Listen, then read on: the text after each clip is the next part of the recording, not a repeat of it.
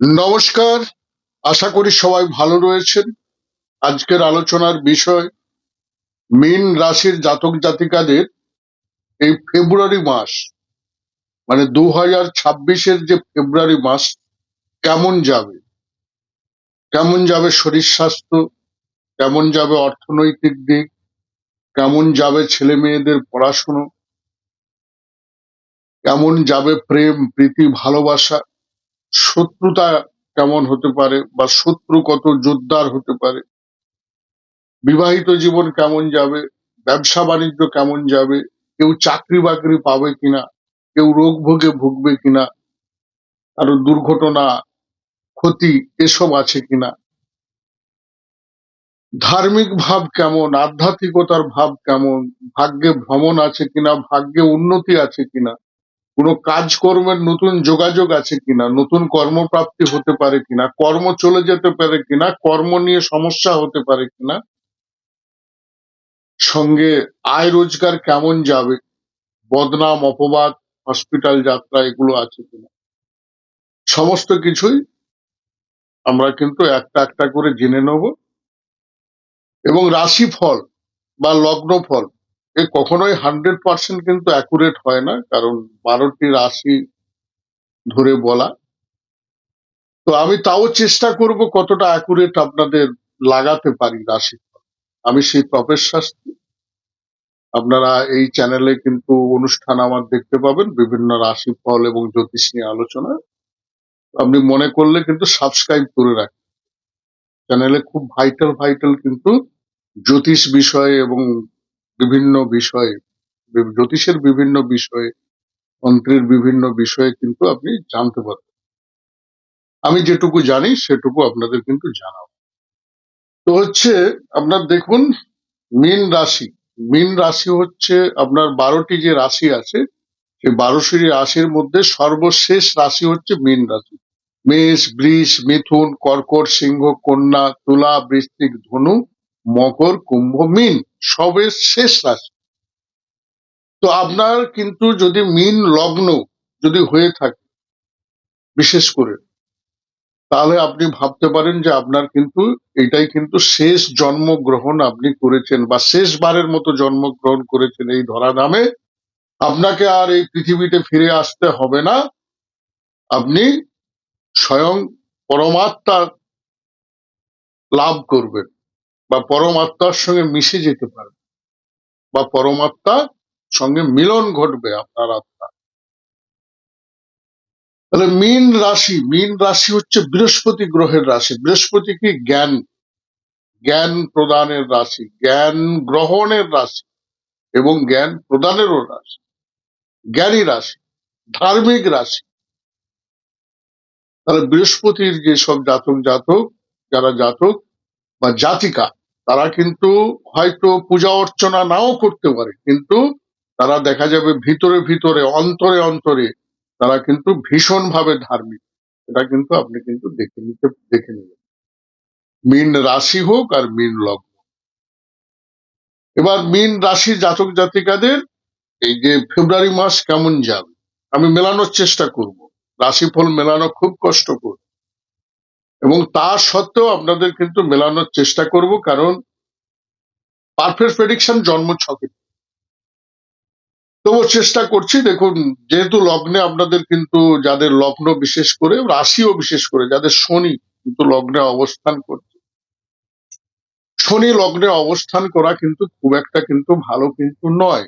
কেন ভালো নয়? শনির অবস্থান, শনি হচ্ছে যে কোনো 1 নম্বর শরীর স্বাস্থ্য বিষয়ে প্রবলেম দিতে পারে, একটু লেথার্জি ভাব দিতে পারে, ব্যথা যন্ত্রণার সমস্যা দেখা দিতে পারে, হাড়ের সমস্যা দেখা দিতে পারে, যে কোনো কাজে বাধা প্রদান করতে পারে, পরিবেশের মানুষের সঙ্গে সম্পর্কের জায়গা প্রবলেম করিয়ে দিতে পারে, ছোট ভাই বোনেদের সঙ্গে সম্পর্কের জায়গা প্রবলেম করাতে পারে, পরিবেশের মানুষদের থেকে হতাশা আসতে পারে, ছোট ভাই বোনের থেকে হতাশা আসতে পারে।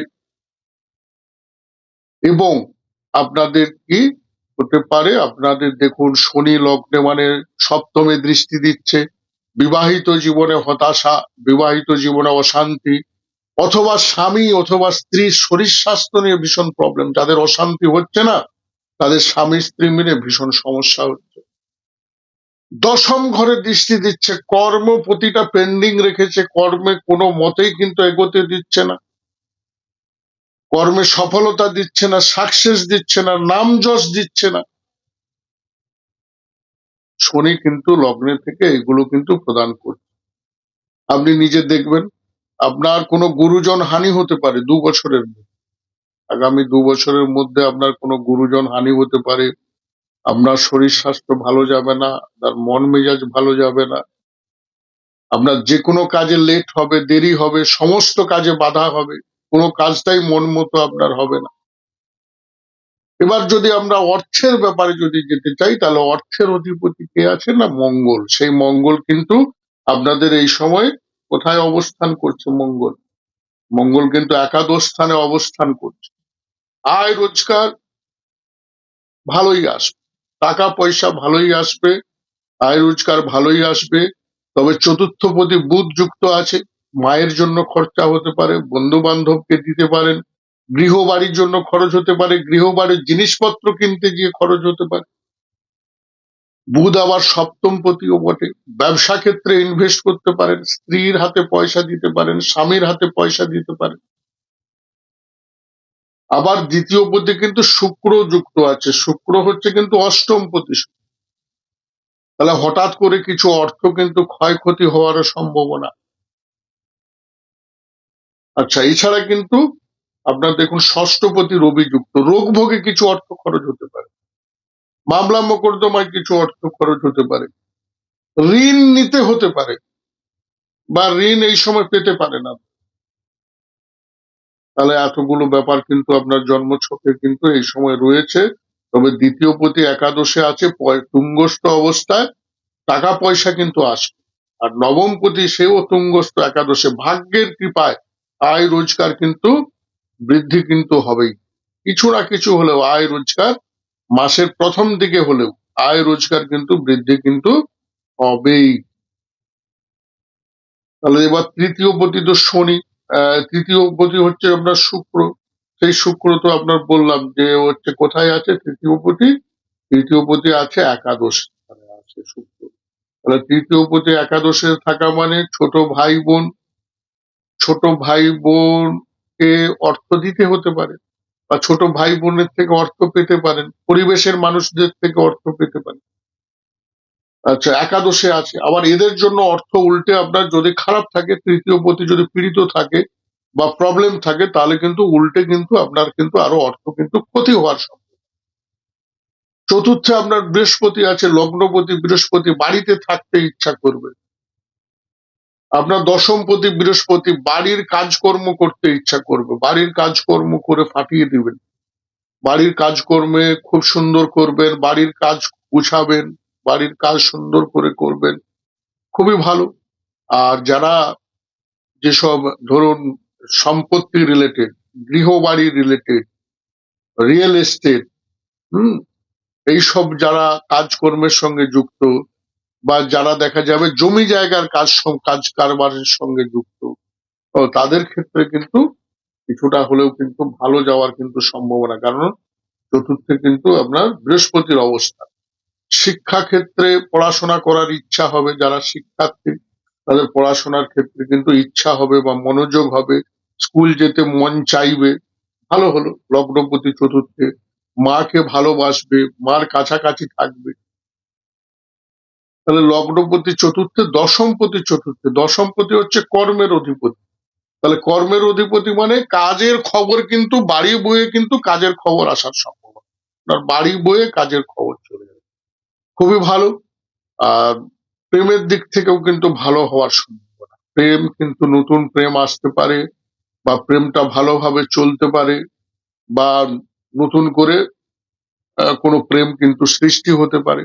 প্রেমের জায়গা ভীষণ ভালো, সন্তান সুখের জায়গা ভালো, কিছু এই মাসে কিন্তু কিছু সফলতা বা সাকসেস কিন্তু প্রাপ্তি হওয়ার সম্ভাবনা কিন্তু ভীষণ কিন্তু প্রবল। ষষ্ঠে কেতু আছে, ষষ্ঠে কেতু মানে গুপ্ত শত্রু, গুপ্ত শত্রু দ্বারা পীড়িত হতে পারেন, তন্ত্রক্রিয়া দ্বারা পীড়িত হতে পারেন। যে শত্রু গুপ্ত শত্রু মানে সে শত্রুকে আপনি কখনোই কিন্তু চিনতে পারবেন না, মামার কিন্তু হঠাৎ করে কোনো ক্ষতি হতে পারে, মামার শরীর স্বাস্থ্য নিয়ে প্রবলেম হতে পারে। ষষ্ঠে কেতু থাকালে কিন্তু কোনো আপনার দেখাতে পারবেন না এমন রোগ, ছোঁয়াচে রোগ ভোগ, বা এমন একটা জায়গায় কিছু রোগ হলো যেটা গুপ্তাঙ্গে কোনো রোগ ভোগ, গুপ্ত রোগ ভোগ, এগুলো কিন্তু হওয়ার কিন্তু একটা সম্ভাবনা কিন্তু থেকে থাকে। তাহলে ষষ্ঠে কেতু, আর সপ্তমপতি বললাম তো একাদশে আছে, ব্যবসা বাণিজ্য থেকে লাভ হবে, স্ত্রী থেকে লাভ হতে পারে, ভীষণ স্ত্রী অর্থ দিয়ে সহযোগিতা করতে পারে। অষ্টমপতি একাদশে আছে, তো আয় রোজগার হবে, কিন্তু পয়সা কড়ি ধরে রাখার ক্ষেত্রে সমস্যা হতে পারে, পয়সা কড়ি ধরে রাখার কিন্তু চেষ্টা কিন্তু করতে হবে। এবার হচ্ছে ভাগ্যে উন্নতি, ভাগ্য উন্নতি নবমপতি একাদশে আছে, ভাগ্যে উন্নতির দ্বারা অর্থ রোজগার, ভাগ্য উন্নতি হবেই হবে, এবং ভাগ্য যাদের একটু মঙ্গল ভালো আছে তাদের কিন্তু ভাগ্যের কৃপায় ভালো অর্থ রোজগার হয়ে যাবে। এবার আপনার মঙ্গল ভালো আছে না নেই সেটা দেখতে গেলে তাহলে জন্মছক বিচার করতে হবে। আচ্ছা, এবার দেখুন একসঙ্গে কিন্তু অনেকগুলো গ্রহ যোগ হচ্ছে, গ্রহ যোগ হচ্ছে, তো মিশিয়ে মানে সব গ্রহের যে কারকতাগুলো মিশিয়ে আপনি রেজাল্ট পাবেন, ভালো পাবেন মন্দ পাবেন। তবে বেশিরভাগটাই কিন্তু একাদশ স্থানে অবস্থান করছে, মানে বেশিরভাগটাই কিন্তু আপনার কিন্তু ভালো হওয়ার সম্ভাবনা। রাহু দ্বাদশে আছে, পায়ে চোট বা আঘাত লাগতে পারে, বড় ধরনের বদনাম বা অপবাদগ্রস্ত হতে পারেন, হঠাৎ করে কোনো জেল বা জরিমানা হতে পারে, হসপিটাল যাত্রা হতে পারে, ভীষণভাবে সাবধানতা অবলম্বন করা উচিত। এছাড়া অর্থনৈতিক দিক থেকে ভীষণ ভালো, শিক্ষাক্ষেত্রে ভীষণ ভালো, গৃহবাড়ি তৈরির ক্ষেত্রে ভালো, নতুন শিক্ষা লাভের জন্য ভালো, বিবাহের জন্য ভালো, আবার বিবাহ ক্ষেত্রে লেট করাতে পারে, দেরি করাতে পারে, বিবাহ দেরি করাতে পারে বললাম, কিন্তু বিবাহের ক্ষেত্রে ভালো সময়। আর হচ্ছে আপনার স্ত্রী থেকে বা স্বামী থেকে লাভ হওয়ার জন্য কিন্তু ভীষণ ভালো সময়। তো আজকে এই পর্যন্ত, ভালো থাকবেন, নমস্কার।